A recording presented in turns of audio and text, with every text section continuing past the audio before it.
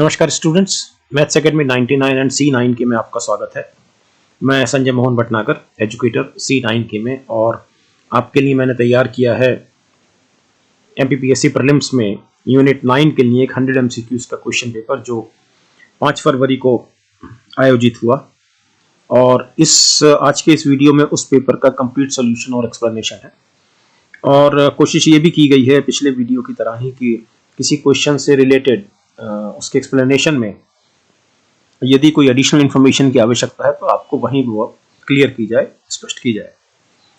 Tagline video की बड़ी important है कि why should you work hard for GS3 in MPPSC। GS3 एकमात्र एक ऐसा सब्जेक्ट है साइंस टेक्नोलॉजी का MPPSC में जो आपको बहुत सक्सेसफुली 215 प्लस अटेम्प्ट करने का पोटेंशियल देता है। और अगर आप GS के एक पेपर में 215 प्लस सक्सेसफुली अटेम्प्ट करते हैं और पाते हैं तो आप अपना सिलेक्शन इंश्योर करते हैं। तो मेरी बार बार आपको सलाह ये रहती है कि आप साइंस टेक्नोलॉजी वाले पेपर में, चूंकि अब वो पेपर वेल डिफाइंड है, उसका जो सिलेबस है बहुत वेल डिफाइंड है, सुपरिभाषित है, इसलिए मेरी आपको सिंसियर सलाह ये है कि आप उसको बहुत अच्छे से तैयार करें यदि आपको न सिर्फ सिलेक्शन लेना है बल्कि एक अच्छी पोजीशन भी प्राप्त करनी है। तो चलिए डियर स्टूडेंट्स, शुरू करते हैं आज की class. Which of the following does not belong to the group? निम्नलिखित में से कौन समूह से संबंधित नहीं है? Unix, MS DOS, Windows, hard disk. अब अगर हम इसको देखें यूनिक्स, तो ये जो है ये ऑब्वियसली एक ये ऑपरेटिंग सिस्टम, ये भी ऑपरेटिंग सिस्टम है, यानी कि ये और ये दोनों सिस्टम सॉफ्टवेयर है। ओके, यूनिक्स और विंडोज। और ये MS DOS जो है ये एप्लीकेशन सॉफ्टवेयर है, एप्लीकेशन सॉफ्टवेयर। लेकिन ये हार्ड डिस्क जो है इट इज हार्डवेयर। तो ये hard disk does not belong to this group because ये जो बाकी जो तीन है ये सॉफ्टवेयर है, यूनिक्स, MS DOS और विंडोज। ओके, नेक्स्ट क्वेश्चन लेते हैं। निम्नलिखित में से कौन कंप्यूटर के भौतिक उपकरण है? Which of the following are physical devices of a computer? Hardware, software, system software, package. Obviously software is not भौतिक उपकरण, ये हार्डवेयर नहीं है, ये भी हार्डवेयर नहीं है, पैकेज ही हार्डवेयर नहीं है। तो हार्डवेयर ये फिजिकल डिवाइस है। ये हार्डवेयर कोई भी हो सकता है, ये कीबोर्ड हो सकता है, ये माउस हो सकता है, ये हार्ड डिस्क हो सकता है। तो ये सब भौतिक उपकरणों में आता है, hardware. Okay, next question. Navstar कहाँ का GPS है? तो नवस्टार, इसको ध्यान रखिए, US का GPS है। ओके, फोर्थ क्वेश्चन देखते हैं। What is the name of the file in the path? ये एक पाथ आपके सामने दिया गया है, C:/SMB/ABC/class1.doc। इस पाथ में फाइल का नाम क्या है? तो फाइल का नाम इसमें है ये, और फाइल का एक्सटेंशन है doc। So this is basically ये MS वर्ड फाइल है ये। ओके, और ये रूट डायरेक्टरी है। C जो है वो रूट डायरेक्टरी होती है या फोल्डर, ये इसके सब फोल्डर हैं। ये SMB फोल्डर इसके अंदर है, फिर ABC फोल्डर इसमें है, और इस ABC फोल्डर में ये फाइल रखी हुई है। तो this is the answer. Okay, next question लेते हैं। लाइसेंस नवीनीकरण कौन सी प्रकार की ई गवर्नेंस का उदाहरण है?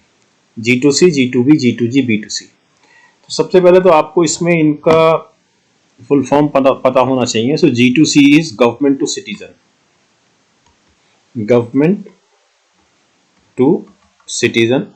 G2B is government to business. G2G is government to government, and B2C is business to citizen. तो ये जो लाइसेंसी नवीनीकरण का काम है, यानी कि लाइसेंस रिन्यूअल का काम है, एक्चुअली ये सिटीजन के लिए सेवा है सरकार की, गवर्नमेंट की। तो ये गवर्नमेंट टू सिटीजन है, G2C। It is a G2C service. Okay, next question लेते हैं। Which of the following statement is correct? निम्नलिखित में से कौन सा कथन सही है? 1 kilobyte is equal to 1024 bytes, 1 megabyte equal to 2048 bytes, 1 megabyte equal to 1000 kilobytes, 1 kilobyte equal to 1000 bytes. Okay, so the simple answer is 1 kilobyte equal to 1024 byte. हम kilo लिखते जरूर है, लेकिन लिखते सिर्फ इसलिए क्योंकि 1024 इज अप्रोक्सीमेटली इक्वल टू 1000, तो इसको किलो लिखने का चलन है, अदरवाइज इट इज 1024। ओके, और 1 megabyte is once again 1024 kilobyte, and 1 megabyte, okay ये हो गया, and 1 kilobyte is equal to 1024 byte. So this is the answer. चलिए नेक्स्ट लेते हैं। भारत ने अपना सूचना प्रौद्योगिकी अधिनियम किस वर्ष में अधिनियमित किया? India enacted it's first information technology act in the year dash dash dash. तो भारत का जो सूचना प्रौद्योगिकी अधिनियम है, इंफॉर्मेशन टेक्नोलॉजी एक्ट, ये आया ईयर 2000 में, ईयर 2000 में। और इसको भी थोड़ा सा आपको ध्यान रखना चाहिए कि जिस समय ये ईयर 2000 में ये एक्ट आया, तो ये एक्ट जिस रिक्वायरमेंट्स के लिए आया वो थी ई कॉमर्स से रिलेटेड रिक्वायरमेंट्स।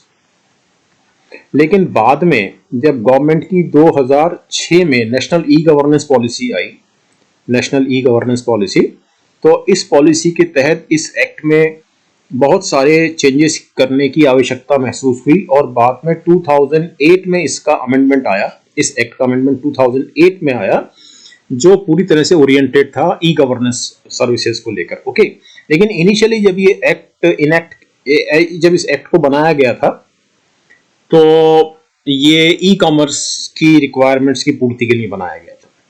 ओके, तो ये 17 अक्टूबर 2000 को प्रभावी हुआ। नेक्स्ट क्वेश्चन लेते हैं। Who was the founder of the Bluetooth? Bluetooth का संस्थापक कौन था? ये आसान सवाल है, एरिक्सन। किसी कंप्यूटर में सेंट्रल प्रोसेसिंग यूनिट कहां पर लोकेटेड या स्थित होती है? सेंट्रल प्रोसेसिंग यूनिट, अगर आपको इसमें थोड़ा सा भी कंफ्यूजन है तो हम इसमें एलिमिनेशन मेथड लगाएंगे। तो central processing unit obviously hard disk में नहीं हो सकती, ये मेमोरी इकाई में नहीं हो सकती, ये मॉनिटर में नहीं हो सकती। सो it is in the system unit. Okay, इसको थोड़ा सा ऐसे समझ लें कि ये सपोज सिस्टम की हार्ड डिस्क है। ओके, ये सीपीयू है, सेंट्रल प्रोसेसिंग यूनिट, ये रैम है जिसको हम मेमोरी इकाई बोल रहे हैं, मेमोरी यूनिट, ये रैम है। तो ये जो सीपीयू है बेसिकली ये सिस्टम यूनिट है। ओके, इसका रैम से, ये रैम में नहीं हो सकती, ये हार्ड डिस्क में नहीं हो सकती, करेक्ट। लेकिन जब कोई फाइल ओपन होती है तो फाइल हार्ड डिस्क में रहती है, सेव रहती है हार्ड डिस्क में, हार्ड डिस्क से उठ के वो फाइल रैम में आती है, और फिर रैम से वो प्रोसेसर में जाती है। और ये बिल्कुल अलग, ये मॉनिटर है, डिस्प्ले यूनिट। तो ये डिस्प्ले यूनिट है जिसको हम मॉनिटर बोलते हैं। ओके, तो जो सीपीयू है ये सिस्टम इकाई या सिस्टम यूनिट पे है। इंटरनेट के टर्म्स में to identify TCP IP errors such as connection problems कौन सी कमांड को इस्तेमाल किया जाता है? टीसीपी आईपी त्रुटियों जैसी कनेक्शन समस्याओं की पहचान करने के लिए। इसको ध्यान रखिए, इसको पिंग बोलते हैं। तो पिंग कमांड का इस्तेमाल किया जाता है टीसीपी आईपी में अगर कोई एरर आ रही है उसको जांचने के लिए। And what is TCP IP? So TCP is transmission control protocol and IP is internet protocol. Okay, तो जो इंटरनेट चलता है वो इन दो प्रोटोकॉल पे चलता है, उसको सब कंबाइंड रूप में टीसीपी आईपी बोलते हैं। कौन सा देश अपना खुद का सोशल मीडिया प्लेटफॉर्म जोगाजोग बनाने के लिए तैयार है? Which country is set to create its own social media platform called Jogajog? तो ये है बांग्लादेश।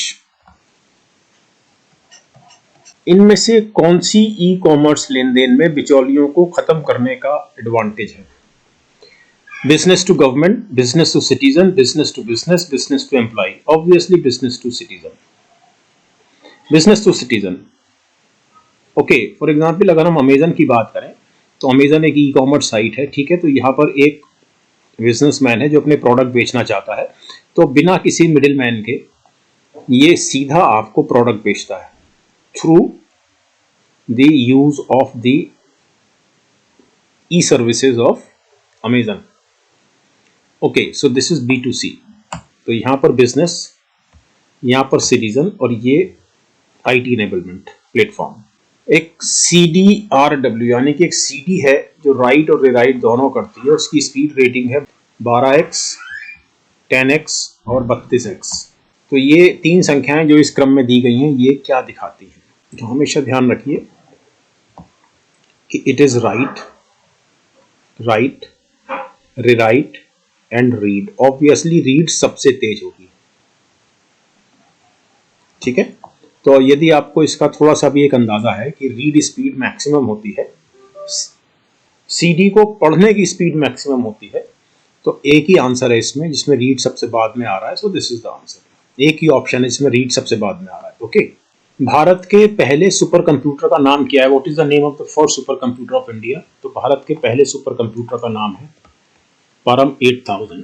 जेपीजी फाइल का उपयोग डिजिटल इमेज के लिए किया जाता है। जब आप एक डिजिटल इमेज को सेव करते हैं तो वो जेपीजी फॉर्मेट में सेव होती है। तो जेपीजी का क्या अर्थ है?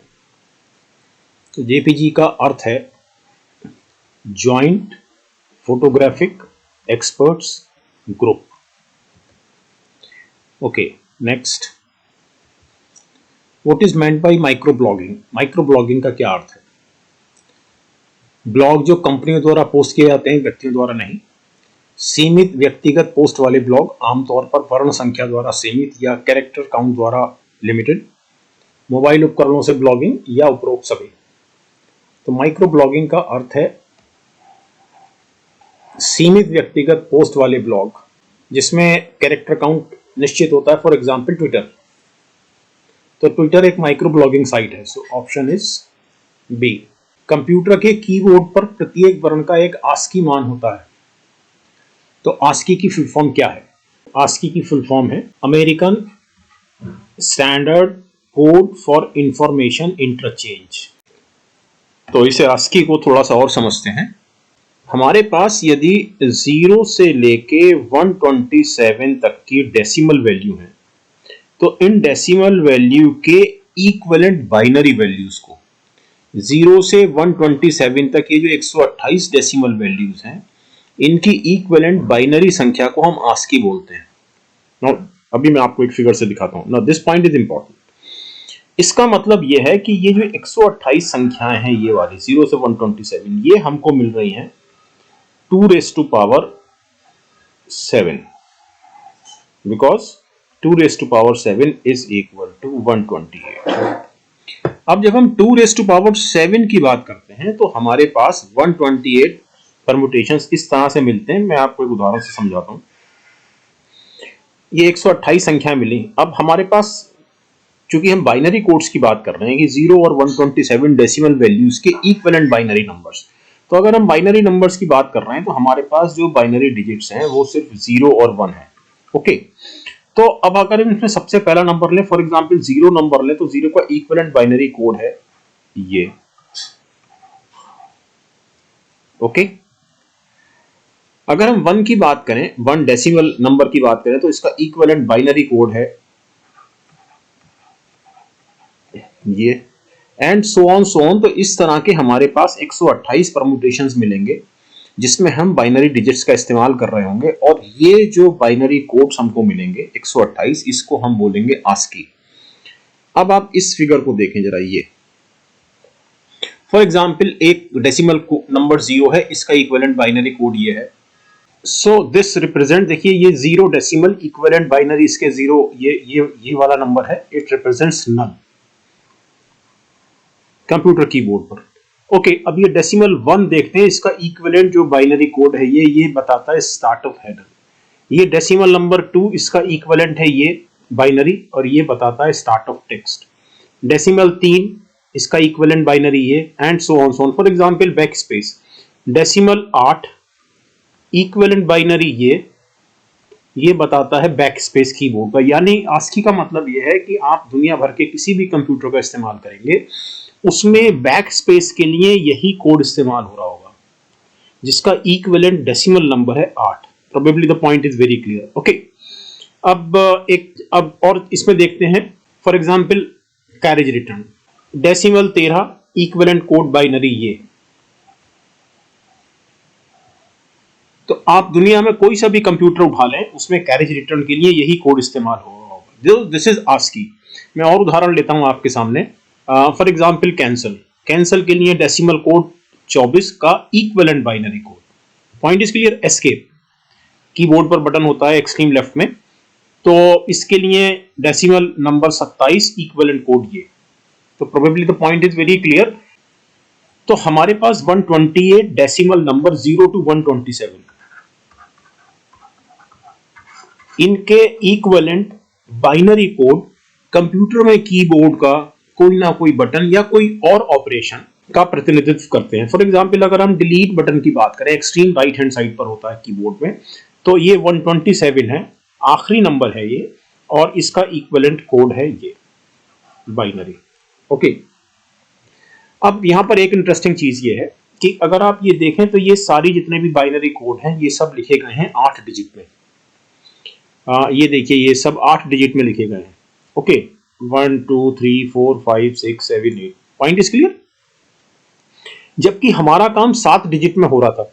ऑब्वियसली अगर 2 की घात 7 बराबर 128, तो हमारा काम 7 डिजिट में हो रहा था, और ये जो सारी डिजिट्स थी, जो 7 डिजिट्स थी, ये सब बाइनरी डिजिट्स थी, आइदर 0 और 1।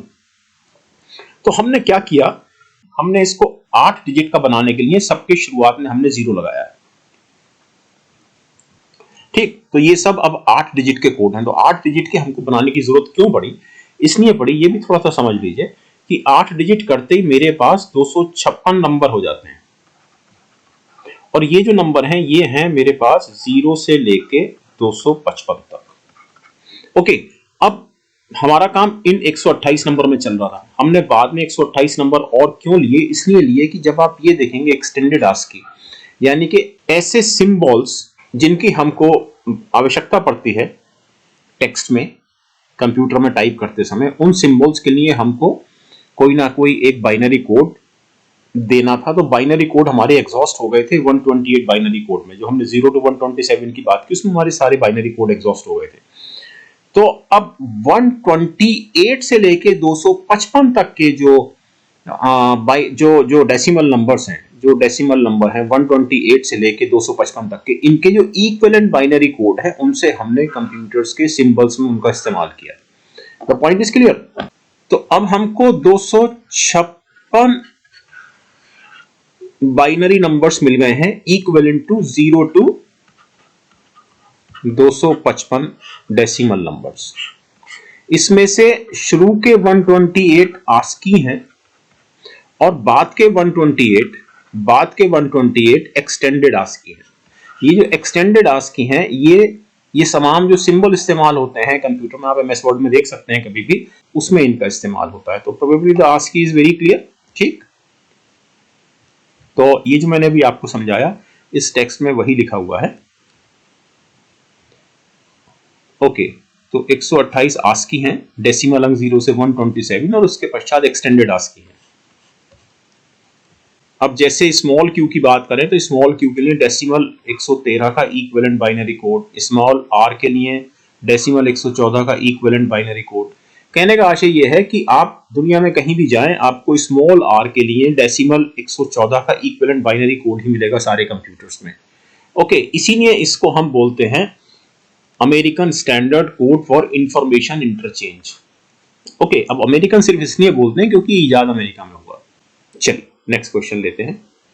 यूनिकोड कितने बिट का कोड होता है? तो देखिए, अभी आपने पीछे पढ़ा कि कोई भी जो टेक्स्ट है, टेक्स्ट का कैरेक्टर बोलना चाहिए, जो कैरेक्टर है वो 8 बिट का होता है।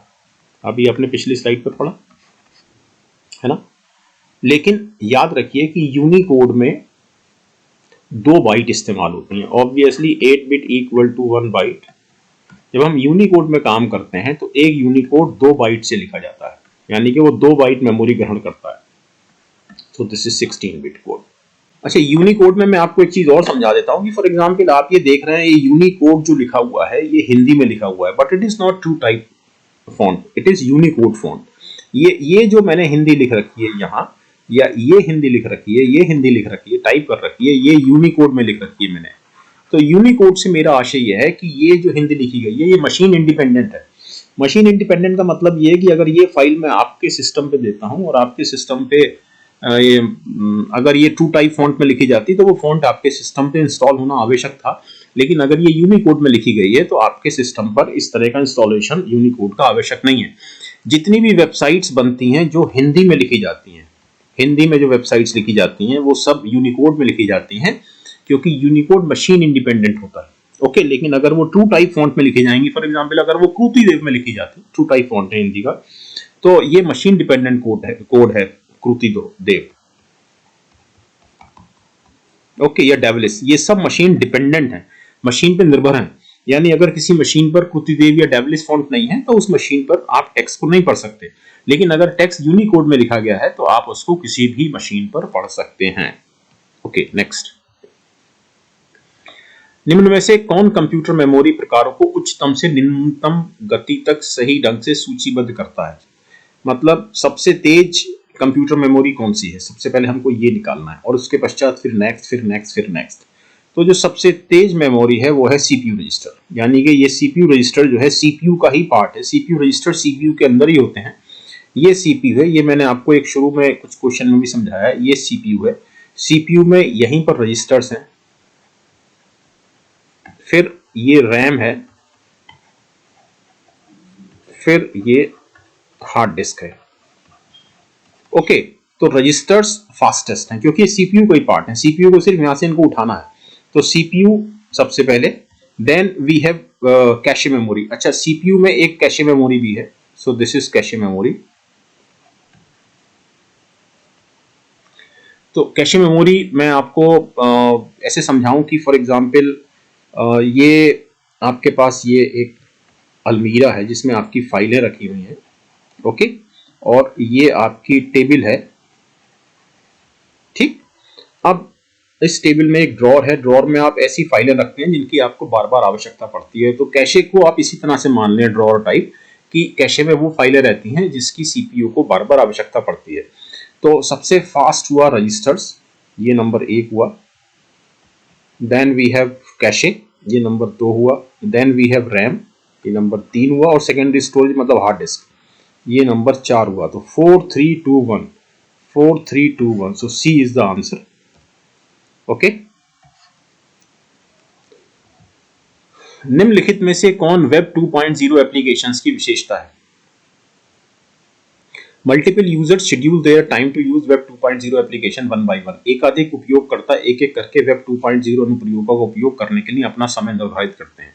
मैं सबसे पहले आपको वेब 2.0 होता क्या है ये बता देता हूँ। क्वेश्चन का जो ऑप्शन है वो तो बहुत सरल है। वेब 2.0 का मतलब होता है एक ऐसी एप्लीकेशन जिसमें आपको ये स्वतंत्रता रहती है कि आप उसमें लिख सकें, या दूसरे शब्दों में आप इंटरैक्ट कर सकें या संवाद कर सकें। अब मैं आपको उदाहरण देता हूं। फॉर एग्जाम्पल फेसबुक पे कोई कुछ लिखता है, आप उसका रिस्पॉन्ड करते हैं। फॉर एग्जाम्पल अमेजन एक प्रोडक्ट देता है, अपने उस प्रोडक्ट को खरीदते हैं, आप उस प्रोडक्ट के बारे में अच्छा या बुरा जो भी है वो लिखते हैं। For example Twitter. Point is clear? तो ये सब वेब 2.0 एप्लीकेशंस हैं जिसमें सिटीजन को भी या यूजर को भी लिखने की फ्रीडम रहती है। तो ऑब्वियसली अब बाकी ऑप्शन आप देख सकते हैं, ये बेस्ट ऑप्शन है इसका। वेब 2.0 एप्लीकेशन लोगों की ऑनलाइन सहयोग करने और जानकारी साझा करने की क्षमता पर केंद्रित है। तो web 2.0 applications are focused on the ability for people to collaborate and share information online, यानी कि अपनी इंफॉर्मेशन को शेयर कर सकें ऑनलाइन। ये है वेब 2.0। अब आपका सवाल होगा कि वेब 1.0 क्या है? तो वेब 1.0 का मतलब होता है सिर्फ एक तरफा कम्युनिकेशन। फॉर एग्जाम्पल आपके सामने एक वेबसाइट है, आप उसको सिर्फ पढ़ सकते हैं, आप उसको रिस्पॉन्ड नहीं कर सकते। तो एक स्टैटिक वेबसाइट जिसको आप रिस्पॉन्ड ना कर सकें, जिस पर आप इंटरेक्शन ना कर सकें अपना, वो वेब 1.0 का उदाहरण है। ओके, तो ये जो उदाहरण है ये वाला, ये वेब 1.0 का उदाहरण है। So B is the best answer. Okay,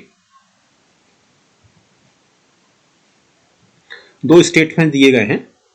पहला है information and communication technology is considered a subset of the information technology.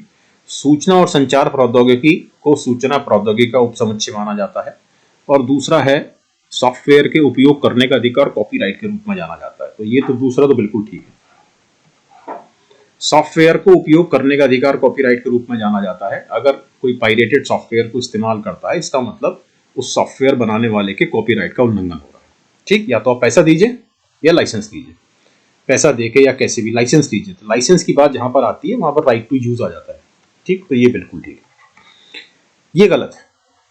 Actually ICT जो है एक बड़ा समुच्चय है, इंफॉर्मेशन एंड कम्युनिकेशन टेक्नोलॉजी, और इसके अंदर आईटी आता है, इंफॉर्मेशन टेक्नोलॉजी।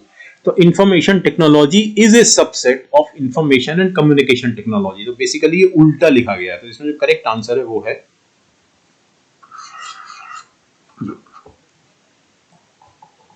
ओके। वो सेमीकंडक्टर मेमोरी डिवाइस कौन सी है जिसमें संग्रहित डेटा तब तक स्थायी रूप से संग्रहित रहेगा जब तक बिजली की आपूर्ति की जाती है? Obviously RAM. ठीक है, बिजली जाते ही अगर रैम में आपके पास कोई फाइल, आप किसी सिस्टम पे काम कर रहे हैं फाइल पर, और बिजली चली जाती है, कंप्यूटर बंद हो जाता है, तो रैम में जो फाइल है वो खत्म हो जाती है, सेव अगर आपने नहीं किया है। तो इसका आंसर है स्टैटिक मेमोरी डिवाइस। ओके, हाल ही में लॉन्च किया गया ई रकम पोर्टल किसके कल्याण से संबंधित है? किसान कल्याण,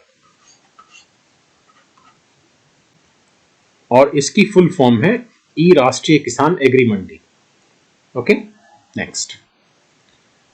this is a protocol which allows files to be transferred from one computer to another computer. एक कंप्यूटर से दूसरे कंप्यूटर में फाइल्स को ट्रांसफर करने वाले प्रोटोकॉल का नाम क्या है? तो ये है फाइल ट्रांसफर प्रोटोकॉल।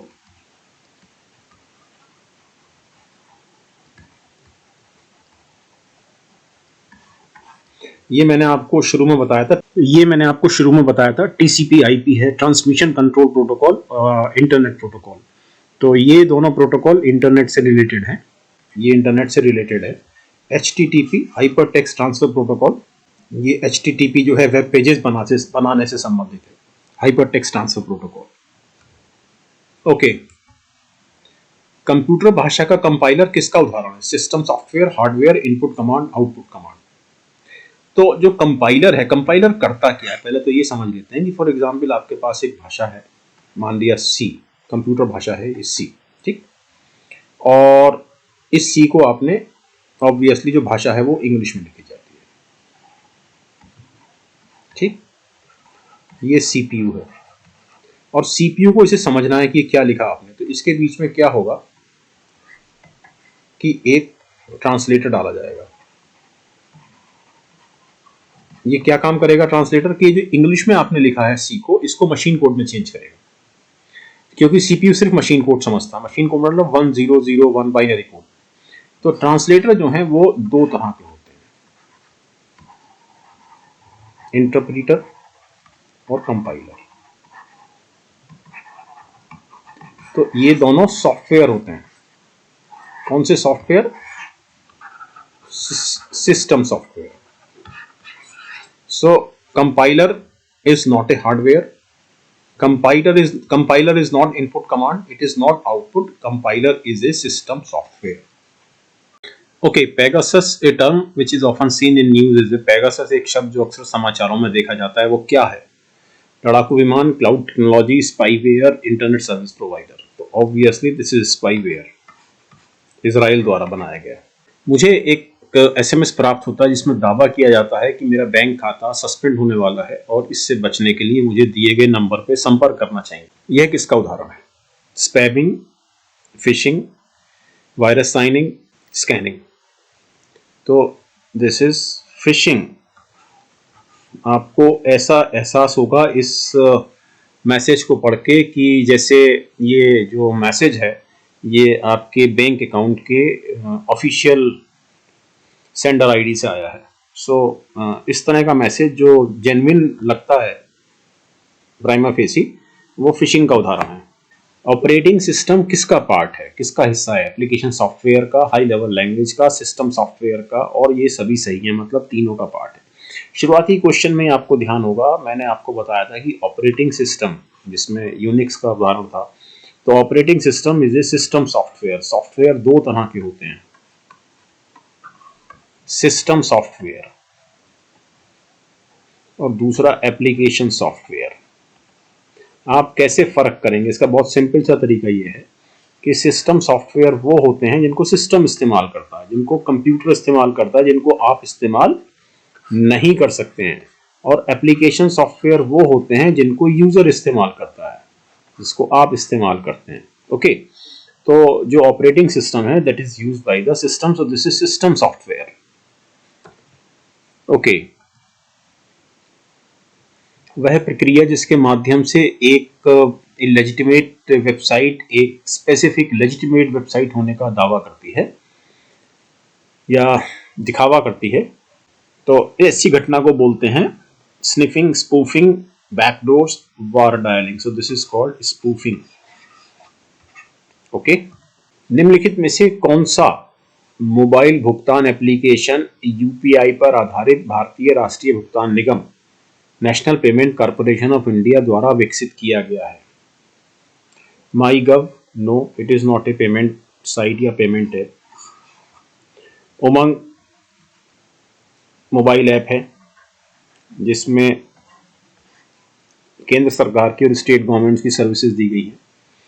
फोन पे निश्चित रूप से मोबाइल भुगतान है, लेकिन ये प्राइवेट सेक्टर का है। So this is Bhim, Bharat interface for money. Bhim is the answer. Okay, तो भीम को बनाया है एनपीसीआई ने, national payment corporation of India ने। किसी ओपन पावर पॉइंट प्रेजेंटेशन में कौन से शॉर्टकट की का उपयोग करके एक नई स्लाइड डाली जाती है या ओपन की जाती है या इंसर्ट की जाती है? So this is control M.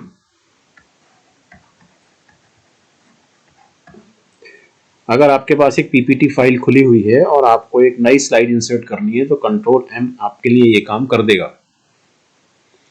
निम्नलिखित में से कौन एक डेटाबेस प्रबंधन सॉफ्टवेयर नहीं है? Which of the following is not a database management software? MySQL है, it is a DBMS. Oracle is a DBMS. Sybase is a DBMS. COBOL is not a DBMS. Okay, it is a programming language. Next. Okay, Pegasus, a term which is often seen in news is a Pegasus, एक शब्द जो अक्सर समाचारों में देखा जाता है, वो क्या है? लड़ाकू विमान, cloud technology, spyware, internet service provider. तो obviously this is spyware, Israel द्वारा बनाया गया।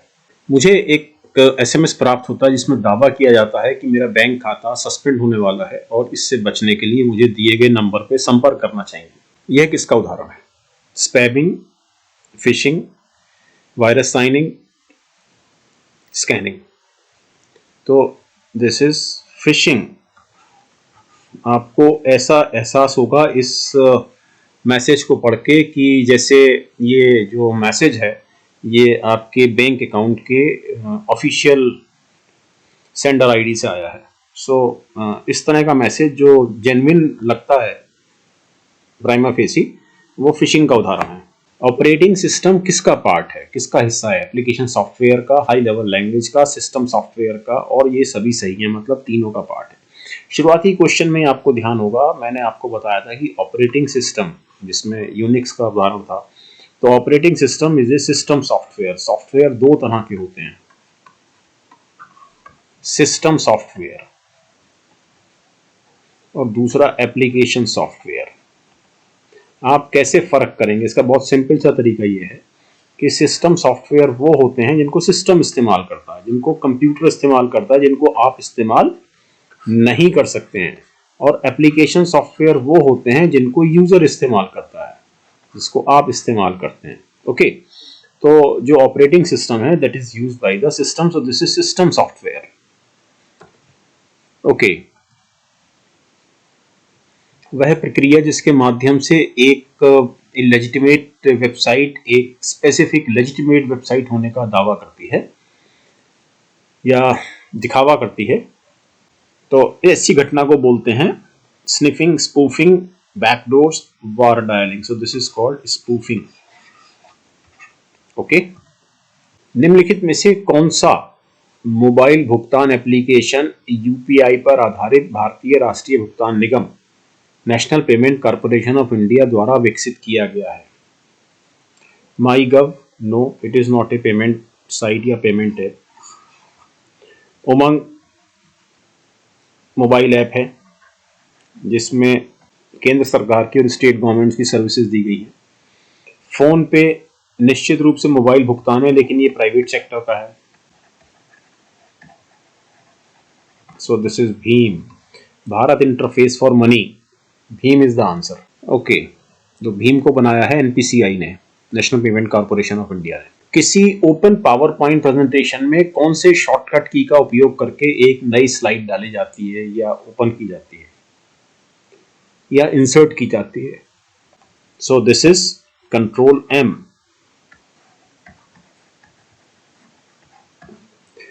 अगर आपके पास एक पीपीटी फाइल खुली हुई है और आपको एक नई स्लाइड इंसर्ट करनी है तो कंट्रोल एम आपके लिए ये काम कर देगा। निम्नलिखित में से कौन एक डेटाबेस प्रबंधन सॉफ्टवेयर नहीं है? Which of the following is not a database management software? MySQL है, it is a DBMS. Oracle is a DBMS. Sybase is a DBMS. COBOL is not a DBMS. Okay, it is a programming language. Next. Okay, next question लेते हैं। Number of bits used by IPv6 address. तो IPv6 address में कितनी bits का इस्तेमाल होता है, ये क्वेश्चन है। तो मैं इस क्वेश्चन को तो सॉल्व करता हूं, लेकिन मैं आपको एक्सप्लेन करूंगा कि IPv6 और IPv4 में क्या डिफरेंस है। ओके, तो IPv6 एड्रेस में नंबर ऑफ बिट्स इस्तेमाल होती हैं 128। ओके, थोड़ा इसको समझ लेते हैं। देखिए, ये IPv4 है। IPv4 में लेमैन टर्म्स में आपके सामने 4 सेगमेंट है नंबर के, 1 2 3 4, और ये चारों सेगमेंट डॉट से पृथक किए गए, डॉट से रखिए गए। अब ये दूसरी चीज आपको ये ध्यान रखनी है, एक तो ये हो गया कि इसमें 4 सेगमेंट हैं नंबर के। दूसरी चीज ये है कि ये जो नंबर आप यहां देख रहे हैं, ये नंबर हर हालत में 0 और 255 के बीच में होंगे। ओके, 256 नहीं होगा या उससे बड़ा नहीं होगा। अब जब 0 से 255 के बीच में होंगे, इसका मतलब ये है कि हर हालत में ये 8 बिट्स द्वारा रिप्रेजेंट होंगे। ये अभी मैंने आपको, जब मैं आपको ASCII पढ़ा रहा था तो मैंने आपको समझाया था, बिकॉज 2⁸8 इक्वल टू 256 है ना। तो ये 8 बिट्स द्वारा रिप्रेजेंट होंगे, 23 0 0 0 1 2 1। ये डेसिमल है, लेकिन इनके जो इक्विवेलेंट होंगे वो बाइनरी डिजिट्स में 8 बिट्स के कलेक्शन से रिप्रेजेंट होंगे। तो 832, यानी कि 8 बिट यहां होंगी, 8 यहां होंगी, 8 यहां होंगी, 8 यहां होंगी, तो 32 बिट का एड्रेस हो गया। अब इस 32 बिट के एड्रेस पे हमको डिफरेंट परम्यूटेशंस कितने मिल जाएंगे, जो हमको अलग अलग आईपी एड्रेस देंगे, वो मिलेंगे हमको 2 की घात 32। तो अगर हमारे पास IPv4 है तो हमको 2 की घात 32 एड्रेस मिल जाते हैं, और ये एड्रेस करते हैं कुल मिलाकर 4 बिलियन एड्रेसेस को की पूर्ति कर देते हैं, यानी 4 अरब एड्रेसेस हमको इनसे मिल सकते हैं। The point is very clear. Okay, लेकिन जब हम IPv6, अच्छा V stands for version, so this is IP version 4। जब हम IP वर्जन 6 पर आते हैं, जस्ट ट्राई टू अंडरस्टैंड कि यहां पर ये जो डिजिट्स हैं सारी, ये इनके बीच में डॉट नहीं है, कॉलन है। ये आपको दूसरा फर्क IPv4 और IPv6 के रेफरेंस में। और यहां पर 1 2 3 4 5 6 7 8 सेगमेंट जो एक दूसरे से सेपरेट किए गए हैं कॉलम द्वारा। दूसरी चीज ये है कि ये प्रत्येक सेगमेंट जो है ये सब हेक्साडेसिमल है। ये सब हेक्साडेसिमल बेस है, यानी कि हेक्साडेसिमल बेस में आपके सामने 16 डिजिट्स होती हैं।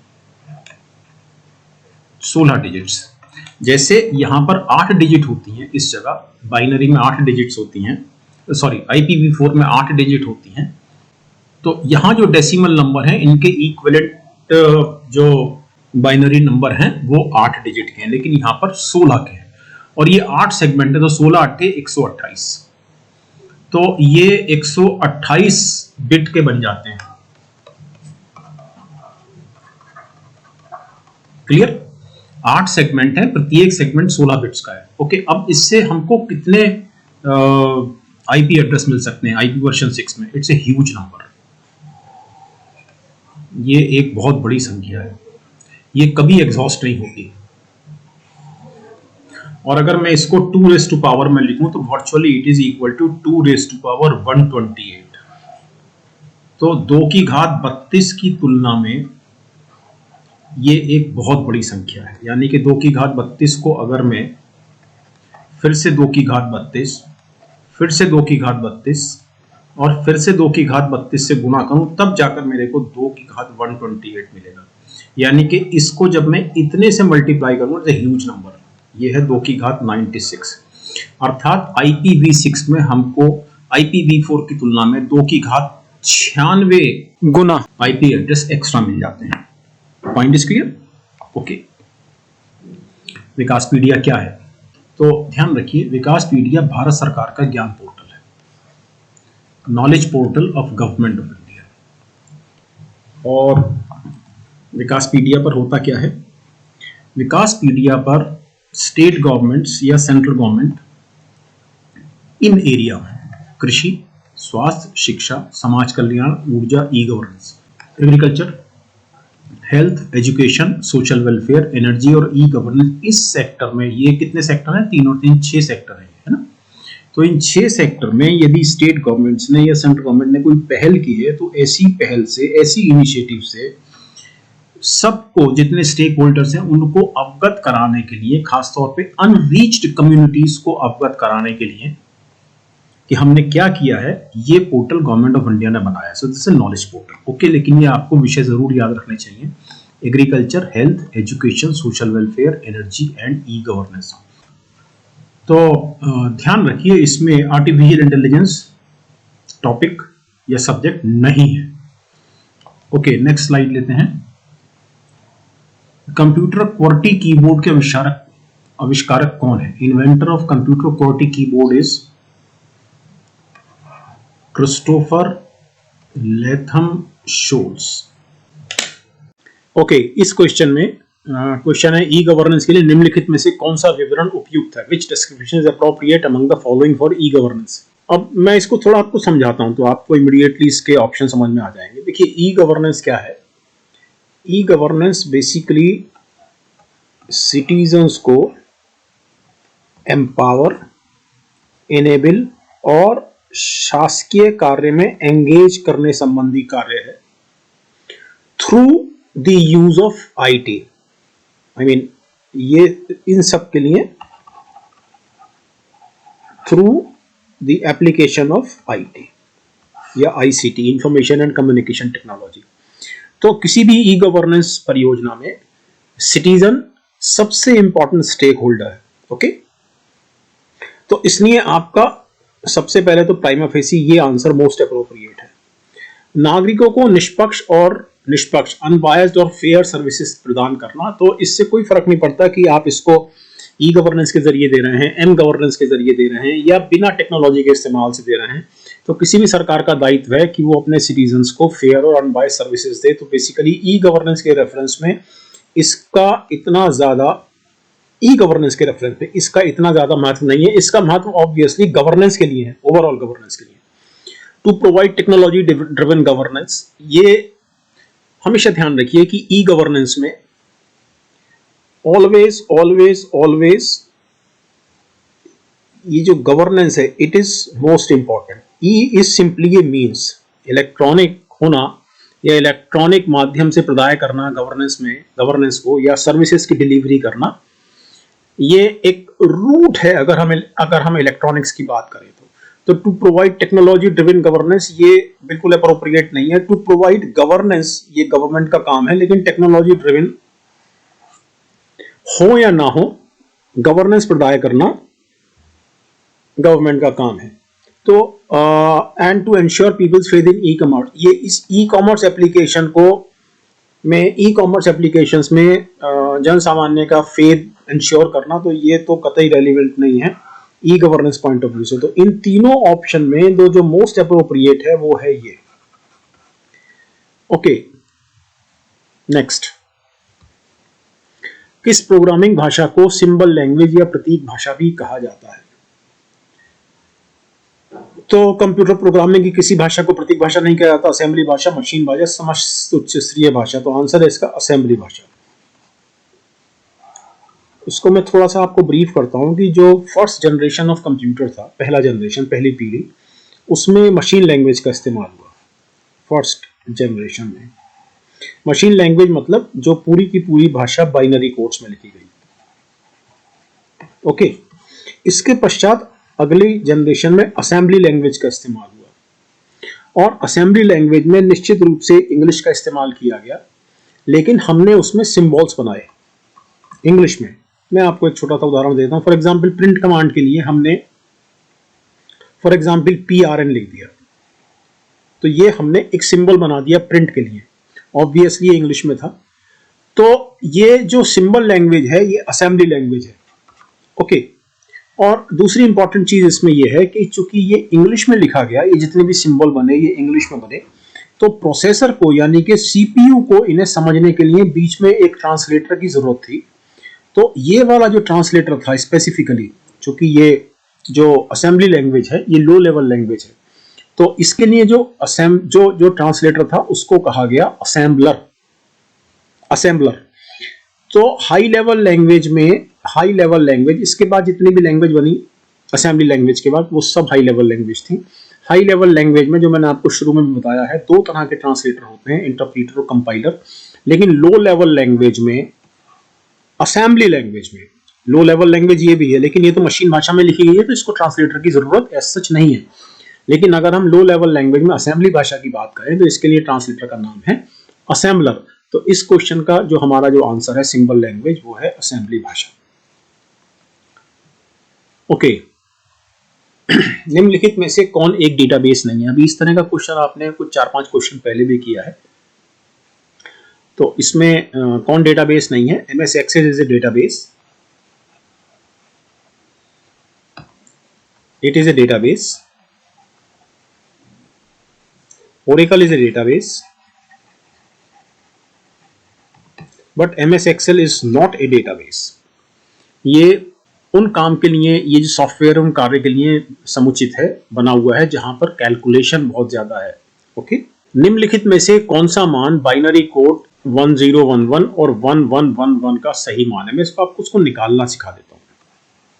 ये बाइनरी कोड दिया गया है क्योंकि 0 और 1 में लिखा है, इसका इक्विवेलेंट डेसिमल कोड निकालना। जस्ट ट्राई टू अंडरस्टैंड इसको कैसे वर्कआउट करते हैं। इसमें कितनी डिजिट्स हैं? सबसे पहले आप डिजिट्स पढ़िए। इसमें डिजिट्स हैं 4, है ना, 1 2 3 4। तो चूंकि ये बेस 2 पर दिया गया है, चूंकि बाइनरी है तो बेस 2 पर है, तो इसको निकालने का तरीका ये होता है। सबसे पहले पहला अंक उठाइए, पहली डिजिट उठाइए, 1 गुणा 2 रेज़ टू पावर, इसमें से 1 माइनस कीजिए 3। ओके, प्लस अगला उठाइए 0 गुणा 2 रेज़ टू पावर, अब 3 के बाद आइए 2 पर, प्लस अब ये उठाइए 1 गुणा 2 रेज़ टू पावर 1, और फिर आखिरी उठाइए 1 गुणा 2 रेज़ टू पावर 0। सो 2 दूनी 4 दूनी 8 प्लस 0, क्योंकि 0 से मल्टीप्लाई हो रहा है, प्लस 2 प्लस 1, 8 तो 10, सॉरी 8 तो 10 और 1 11, तो इसका इक्विवेलेंट है 11, और इसका इक्विवेलेंट हुआ सेम उतरेगा यही, लेकिन इसमें 0 की जगह यहां पर 1 है ना। तो ये हो जाएगा 8 प्लस, चूंकि यहाँ 1 है तो ये हो जाएगा 2 दूनी 4 प्लस 2 प्लस 1, तो 8 और 4 12 और 2 14 और 1 15। तो इसका हुआ 15।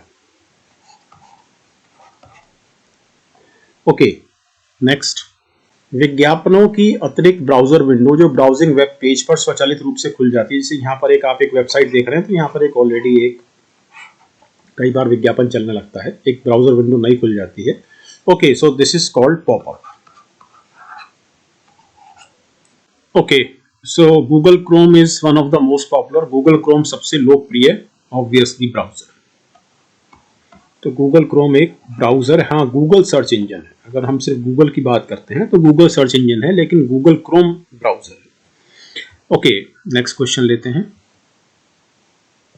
एंड्रॉयड डेवलपमेंट के लिए आधिकारिक भाषा कौन सी है? Which is the official language for Android development? Java. Okay.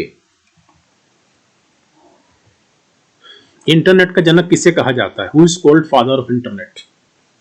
Windsurf, Ray Tomlinson, Tim Berners-Lee, Bill Gates. So it is definitely Windsurf.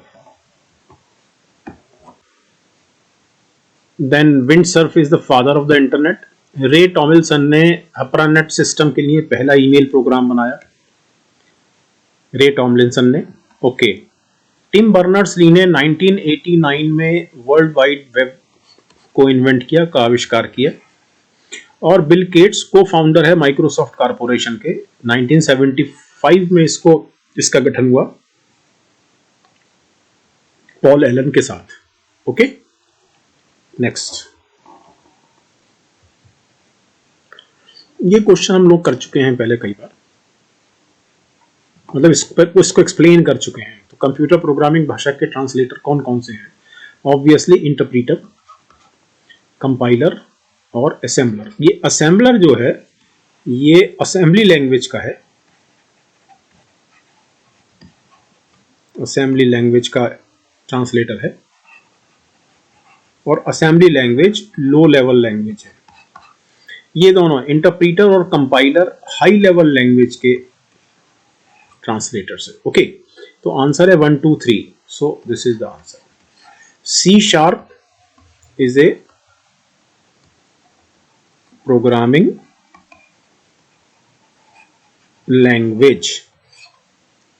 Okay, so this is the answer. GIF किसका extension है?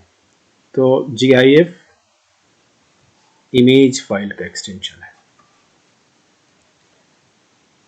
Okay, video file का extension MP4 होता है, audio file का MP3 होता है और word file का DOC, डॉक। चलिए, पासपोर्ट सेवा कार्यक्रम के दूसरे चरण का ठेका किस कंपनी को मिला है? Which company has received the contract for the second phase of passport Seva program? Okay, so this is Tata consultancy services, TCS। 1990 में आविष्कार किया गया पहला वेब ब्राउजर कौन सा है? Which one is the first web browser invented in 1990? So this is Nexus। और शुरुआत में इसका नाम था world wide web.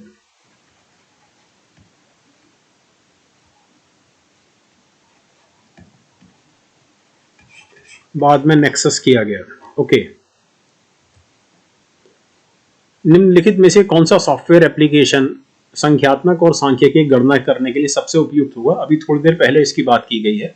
Which one of the following software application would be the most appropriate for performing numerical and statistical calculation? Obviously not database, not document processor, यानी कि MS Word काम नहीं करेगा, graphic package भी काम नहीं करेगा, spreadsheet, for example MS Excel। Okay, so D is the answer। निम्नलिखित में से कौन एक इनपुट डिवाइस नहीं है? Okay, so obviously keyboard input device है, माउस इनपुट डिवाइस है, स्कैनर इनपुट डिवाइस है, बट स्पीकर आउटपुट डिवाइस है। ओके, 50वां क्वेश्चन लेते हैं। कौन सा प्रोटोकॉल विभिन्न होस्ट्स के बीच में ईमेल सुविधा प्रदान करता है? Which protocol provides email facility among different hosts? It is simple mail transfer protocol. FTP पर हम लोगों ने पहले भी बात की है। So this is file transfer protocol, file transfer protocol. It is simple mail transfer protocol. Telnet is regarding connecting remote computers. Okay, और it is simple network management protocol, simple network management protocol. तो ये जो SNMP है ये network पे connected devices की monitoring के लिए काम आता है। Okay, so our answer is simple mail transfer protocol. Next question लेते हैं।